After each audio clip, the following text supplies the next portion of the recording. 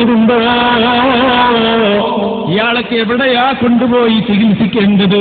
എന്നിട്ട് ഇന്നലെ മൂപ്പര് അതിന് ഒരു ഉദാഹരണം അടിക്കുകയാണ്. ഇന്നലെ നാദാപുരത്ത് പ്രസംഗിച്ച മൂപ്പര് ഇങ്ങനെ പറഞ്ഞു വന്നപ്പോൾ പറഞ്ഞു, എന്ത് മുത്തുനബിയുടെ ശരീരത്തിന്റെ കളർ ചുവപ്പ് കലർന്ന വെളുപ്പ് നിറമാണ് എന്ന് പറയുമ്പോൾ ഇനി മുടിയും അങ്ങനെയാണെന്ന് ചിലർ തെറ്റിദ്ധരിക്കുന്നു. ഞങ്ങൾ നിങ്ങളെപ്പോലെ പൊട്ടന്മാരല്ല. മുത്തുനബിയുടെ തൊലിയുടെ കളറാ പറഞ്ഞത് മൗലവി. തൊലിയും മുടിയും വേറെയാണ്, പക്ഷേ തൊലിയും മുടിയും ശരീരത്തിന്റെ ഭാഗമാണ്. അതുകൊണ്ടാണ് റസൂലുള്ള നൂറാണെന്ന് പറഞ്ഞിടത്ത് അതാ ഇമാമിങ്ങൾ അസ്നൽ മത്വാലിബ് നോക്കൂ, അൽമിനഹുൽ മക്കിയ നോക്കൂ, ഇതിന് മുഴുവനും മുത്തുനബി നൂറാണെന്ന് പറഞ്ഞപ്പോൾ ഇമാമിങ്ങൾ പറയുകയാണ് ജമീഉ ജിഹാത്തിഹി നൂറു, മുത്തുനബിയുടെ ശരീരത്തിന്റെ മുഴുവൻ ഭാഗങ്ങളും നൂറാണ്. സഹോദരങ്ങളെ, ഇത് ഇമാമിങ്ങൾ മുഴുവനും പറഞ്ഞു. ഇനി ഞങ്ങളിത് എല്ലാ സ്ഥലത്തും പറഞ്ഞു, എല്ലാവരും പറഞ്ഞു, സുന്നികളൊക്കെ പറഞ്ഞപ്പോ പേരോട് കുടുങ്ങിപ്പോയി. കുറെ കാലം മിണ്ടാതിരുന്നു. മൗനം വിദ്വാനുഭൂഷണം. പക്ഷേ ചോദിക്കുന്ന ഇയാൾ എവിടെ ചെന്നാലും ആൾക്കാരെ ചോദ്യം, അല്ല ഉസ്താദെ നയലിപ്പെന്തായി, നയലുണ്ടോ നയലുണ്ടോ? ഇയാളെ നയലെന്നെ കാണാതെയായി കുറെ കാലം. അവസാനം അതാ മൂപ്പര് പറയാൻ തന്നെ തീരുമാനിച്ചു. അതോടെ ക്ലിപ്പുകളുടെ ഘോഷയാത്ര വീണ്ടും വരാനും തുടങ്ങി. ഇന്നലെ നാദാപുരത്ത് പറഞ്ഞ ഓരോ ലഫ്ളും ഞങ്ങൾക്ക് ക്ലിപ്പുകളാണ്. അവിടെ തന്നെ മറുപടി വരുന്നത് കൊണ്ട് ഞാനത് ഇപ്പോൾ അങ്ങനെ പറയുന്നില്ല, കേട്ടോളൂ. അതാ ഇത് മിനിയാന്ന് കോഴിക്കോട് ജില്ലയിൽ എന്ന് പറഞ്ഞതാണ്. അയാൾ പറയാണ്, പിന്നെ ഞാൻ നെയ്യലുണ്ട് എന്ന് പറഞ്ഞു എന്ന് ചിലർ തെറ്റിദ്ധരിപ്പിക്കുന്നു. സഹോദരങ്ങളെ, മുത്തുനബി നടന്നു പോകുമ്പോ ചിലപ്പോ കണ്ണാടിയിൽ നോക്കാറുണ്ട്, കണ്ണാടിയിൽ അവിടുത്തെ രൂപം കാണാറുണ്ട്. അതേ ഞാൻ പറഞ്ഞിട്ടുള്ളൂ, അല്ലാത്ത നെയ്യലുണ്ട് എന്ന് ഞാൻ പറഞ്ഞിട്ടില്ല. കണ്ണാടിയിൽ കാണുമെന്നാണ് പറഞ്ഞതിന്റെ അർത്ഥം. ഒന്നു പേരോട് സാർ എത്ര ഒന്നും ഇടങ്ങാറാകണ്ട, ഒറ്റ വാക്ക് ഞാൻ പറഞ്ഞ് തെറ്റിപ്പോയി, ഞാനത് തിരുത്തുന്നു, ബസ് കഴിഞ്ഞു. ഇപ്പൊ മൂപ്പര് മലക്കം പറയാണ്. പറഞ്ഞപ്പോ അതിലേറെ ഗൗരവമായി. മാത്രമല്ല മൂപ്പര് എന്നിട്ട് പിന്നെ കണ്ണാടിയിലാണ് ഞാൻ പറഞ്ഞത്. അല്ല, സൈനബി കണ്ടത് കണ്ണാടിയിലാ? സൈനബീന്റെ വീടെന്താ കണ്ണാടി കൂടാ അതോ ചില്ലുകൊട്ടാരോ? സൈനബീവി കണ്ടതെവിടെ? മോശമായ സ്ഥലത്തല്ലാതെ കാണുമെന്ന് പറഞ്ഞല്ലോ. ഒന്ന് കണ്ണാടി ഫിറ്റ് ചെയ്യല, എവിടെ നിന്ന് വന്നു കണ്ണാടി? മറുപടി പറയണം. മാത്രമല്ല, എന്നിട്ട് മൂപ്പരൊരു പൊട്ടിക്കൽ എന്താ പറഞ്ഞെന്നറിയോ? മഹല്ലി ഇമാമിനെ പോലെയുള്ള ആളുകൾ നെയ്യലിനെ കുറിച്ച് ചർച്ച ചെയ്തപ്പോ 4ഓളം അഭിപ്രായങ്ങൾ പറഞ്ഞിട്ടുണ്ട്. ഇതൊന്നും പഠിക്കാത്തവർ ഇതിൽ ഇടപെടരുത്. മൂപ്പരെല്ലാ പൊട്ടത്തരവും പറയാ. എന്നിട്ട് ഇമാമിങ്ങളെ മേലിൽ കുതിര കയറുക, അതാരെങ്കിലും വിശദീകരിച്ചാൽ അവനെ പൊട്ടനാക്കുക. ഇത് ഈ ലോകത്തിന് നടക്കൂല. അതുകൊണ്ട് പുതിയ പ്രസംഗം മിനിയാന്ന് ലേറ്റസ്റ്റാ, ഒന്ന് കേട്ടോളൂ അയാളെ പുതിയ വിശദീകരണം.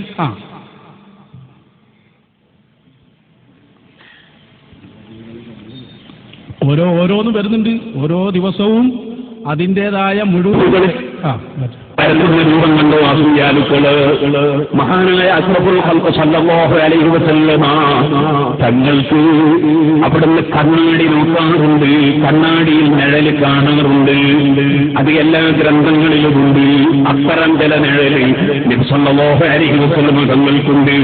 അതേ സമയത്ത് നബി സല്ലല്ലാഹു അലൈഹി വസല്ലമ സൂര്യന്റെയും ചന്ദ്രന്റെയും കീഴിൽ നടന്നു പോകുമ്പോ നമ്മളൊക്കെ നടക്കുമ്പോൾ ഒരു ഇരുട്ടുണ്ടാകുമല്ലോ. ആ ചന്ദ്രന്റെയും സൂര്യന്റെയും വെളക്കിന്റെയും പ്രകാശത്തിന്റെ മുന്നിൽ നമ്മുടെ ശരീരം കൊണ്ടുപോയി വെച്ചാൽ അതിന്റെ നേരെ മറുഭാഗത്തിൽ ഇരുട്ടുണ്ടാകുമല്ലോ. അങ്ങനെയുള്ള ഇരുട്ടാകുന്ന നിഴൽ അല്ലാഹുവിന്റെ റസൂലിനുണ്ടായിരുന്നില്ല എന്ന് ധാരാളം പണ്ഡിതന്മാർ പറഞ്ഞിട്ടുണ്ട്. നബിതങ്ങളുടെ നെല്ലിനെ സംബന്ധിച്ച് 4 അഭിപ്രായങ്ങൾ ഇമാം മഹല്ലി റളിയല്ലാഹു അൻഹു വിശദീകരിച്ചിട്ടുണ്ട്. ആ സദറുൽ അൽമിന് അതിനെക്കുറിച്ച് അറിയാമോ? മഹല്ലി ഇമാമിന്റെ കിതാബ് അദ്ദേഹം കണ്ടിട്ടുണ്ടോ, മനസ്സിലാക്കിയിട്ടുണ്ടോ? വല്ലവരും ദീനിന്റെ ഇൽമ പറയുമ്പോ, അല്ലെങ്കിൽ അല്ലാഹുവിന്റെ റസൂലിന്റെ മഹത്വം പറയുമ്പോ, അല്ലാഹുവിന്റെ റസൂലിന്റെ ഹദീസ് വിവരിക്കുമ്പോ, അതിനെ സംബന്ധിച്ച് ശരിയായ ദിശയിലേക്ക് ജനങ്ങളെ കൊണ്ടുപോകുമ്പോ അതിനെ ഒരു വ്യാഖ്യാനം ചെയ്ത് തെറ്റിദ്ധരിപ്പിച്ചാൽ പടച്ചവന്റെ കോടതിയുണ്ടെന്ന് അത്തരക്കാർ ഓർമ്മിക്കുന്നത് നല്ലതാണ് എന്നും. ഇപ്പൊ കോടതി എന്താ ഓർമ്മിക്കേണ്ടത്?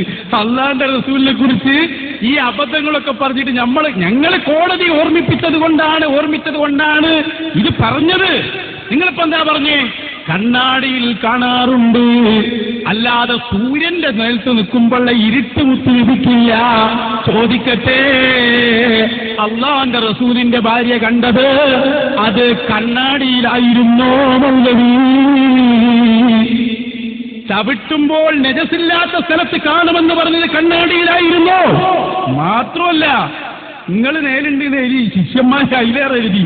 അതുണ്ടായിരുന്നല്ലോ ഇവിടെ നമ്മളെ കന്നഡയിൽ നിന്ന് ഇറങ്ങിയൊരു പത്രം. അതാ ഇതൊക്കെ മക്കൾ പേരോട് പറഞ്ഞാൽ പിന്നെ ന്യായീകരിക്കണല്ലോ. സംഘടനാ നേതാവല്ലേ.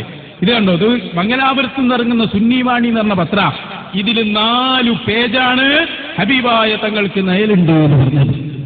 മിനിയാന്ന് ഒരു ചങ്ങാതി, ഒരു സാരി നമ്മളെ മുക്കത്തിനടുത്ത് പ്രസംഗിക്കുകയാണ്. നെയ്യലുണ്ട്, അതിനെന്താ പ്രശ്നം? മൂസാ നബിന്റെ വടി അതെപ്പോഴും ഇങ്ങനെ പാമ്പാവല, ഇട്ടാലല്ലേ പാമ്പാവുള്ളൂ. ഇതുപോലെ മുത്തുനബിന്റെ നേരെ ചിലപ്പോഴൊക്കെ ഉണ്ടായിരുന്നു, ചിലപ്പോൾ ഉണ്ടായിട്ടില്ല. ഇവരെ ഒരു ബുദ്ധിത്വം നോക്കൂ. ഒരാൾ പറയാം, പിന്നെ എല്ലാവരും ന്യായീകരിക്കണല്ലോ, ഈ മെമ്പർഷിപ്പ് കിട്ടൂല. മോനെ, മൂസാ നബിയുടെ വടി പോലെയല്ല നെയ്യല് പഠിച്ചോ. നെയ്യല് മുഅ്ജിസത്ത് മാത്രമല്ല, അത് മുത്തുനബിയുടെ ശരീരത്തിന്റെ പ്രത്യേകത കൂടിയാണ്. പ്രത്യേകത എപ്പോഴും ഉണ്ടാകും, മുഅ്ജിസത്ത് എപ്പോഴും ഉണ്ടാകണമെന്നില്ല. അവിടുത്തെ ശരീരത്തിന്റെ പ്രത്യേകതയാണ് ഈ ചെയ്യിക്കൂല, അവിടുന്ന് കോട്ടുവായി ഇടൂല. അല്ലാതെ ക്ഷീണിക്കുമ്പോ എപ്പോഴെങ്കിലും ഇല്ല, അത് പ്രത്യേകതയാണ്. മുഅ്ജിസത്തും പ്രത്യേകതയും കൂടിയാണത്. എന്തെല്ലാം അബദ്ധങ്ങൾ കണ്ടോ. 4 പേജാ ലേഖനം എല്ലാം എഴുതി. സാധു ലാസ്റ്റ് പറഞ്ഞു കണ്ണാടിയിലാ ഞാൻ പറഞ്ഞു. ഏതായി കണ്ണാടി? മറുപടി പറയണം. നബി കണ്ടത് എവിടെ? ഈ ഹദീസ് ശരിയായ രൂപത്തിൽ കൊണ്ടുപോകുമ്പോ ആരാണ് ശരിയായ രൂപത്തിൽ കൊണ്ടുപോയത്? ഈ ഹദീസിന് ആരങ്ങനെ അർത്ഥം വെച്ചത്? ഇനി മൂപ്പര് പറഞ്ഞെന്താ? മഹല്ലി ഇമാമ് 4 അഭിപ്രായം പറഞ്ഞിട്ടുണ്ട്.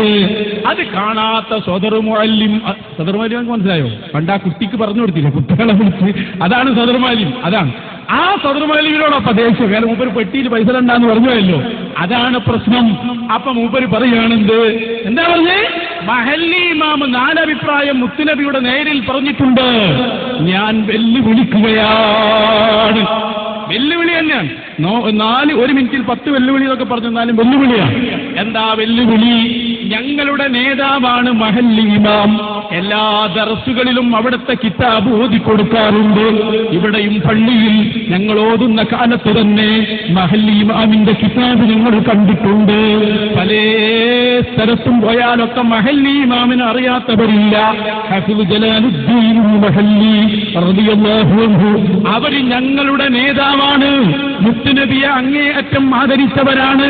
സദർ മുഅല്ലിം മാത്രമല്ല, ഞങ്ങളും ആ കിതാബ് കണ്ടിട്ടുണ്ട് ഉസ്താദേ. അതുകൊണ്ട് ചോദിക്കട്ടെ, ആ മഹല്ലി മുത്തുനബിയുടെ നിഴലിൽ 4 അഭിപ്രായം പറഞ്ഞതായി ഒരു കിതാബ് ഈ ലോകത്ത് വെച്ച് പേരോട് വായിച്ചാൽ നിങ്ങളെ ചെരുപ്പെടുക്കാൻ ഞങ്ങൾ തയ്യാറാണ്. ഇത് സലഫി പറഞ്ഞ പോലല്ല, ചെരുപ്പെടുത്തിരിക്കും. പക്ഷെ പേരോട് 10,000 ജന്മമുണ്ടായാലും മഹല്ലി ഇമാമിന്റെ കിതാബിൽ 4 അഭിപ്രായം കാണിക്കാൻ സാധ്യമല്ല. മഹല്ലി ഇമാമെന്ന് മാത്രമല്ല, ഒരു ഇമാമും പറഞ്ഞിട്ടില്ല. ഒറ്റ അഭിപ്രായം അതിലുള്ളൂ. ഒരിക്കലും മുത്തുനബിക്ക് നേരില്ല. ഈ അഭിപ്രായമല്ലാതെ ഒരൊറ്റ അഭിപ്രായവും പണ്ഡിത ലോകത്തില്ല. മഹല്ലി ഇമാം പറഞ്ഞിട്ടില്ല, ഇബ്നു ഹജർ പറഞ്ഞിട്ടില്ല, ഇമാം സക്കറിയ അൻസാരി പറഞ്ഞിട്ടില്ല, ഷാഫി ഇമാം പറഞ്ഞിട്ടില്ല, ഒരു ഇമാമും പറഞ്ഞിട്ടില്ല. പറഞ്ഞുപെട്ടു. ഇനി ഞങ്ങളെ ഇമാമിനെ അതിൽ കൂട്ടരുത്. ഉപവാസം ചെയ്യാ, മഹല്ലി ഇമാമിന്റെ കുരുത്തക്കേട് വലിച്ചിടാ. മഹല്ലി ഇമാം എന്താ പറഞ്ഞു? അത് നിങ്ങളൊന്ന് കിതാബ് വായിക്കുക. എന്നിട്ട് ഞാൻ പറഞ്ഞു, കിതാബ് നിങ്ങളൊന്ന് വായിക്കേ. അക്കിതാബ് കാണാൻ ഞങ്ങൾ കുത്തിയാടി വരെ വരും. അക്കിതാബിന് വിടുന്ന പ്രശ്നമല്ല. നിങ്ങൾ എന്തിന് ഞങ്ങളെ മഹല്ലി ഇമാമിന് അതിൽ വലിച്ചിട്ടു? 4 അഭിപ്രായം മഹല്ലി ഇമാം നേരുണ്ടോ ഇല്ലേ എന്നുള്ള വിഷയത്തിൽ പറഞ്ഞോ? ഒറ്റ അഭിപ്രായമല്ലാതെ മഹല്ലി ഇമാമെന്നല്ല ഒരു